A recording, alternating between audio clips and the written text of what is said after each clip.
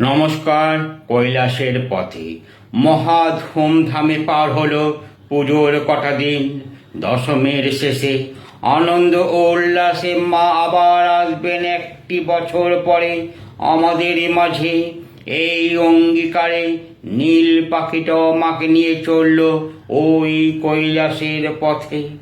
কৈলাসে নন্দী ভিঙ্গিরও বেজায় খুশি মায়ের ফিরে আসার খবরে।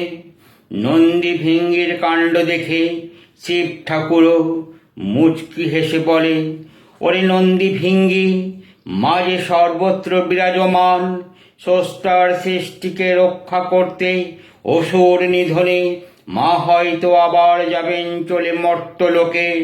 মহা ধুমধামে পার হলো পুজোর কটা দিন। দশমীর শেষে মা যে কৈলাসের পথে। নমস্কার।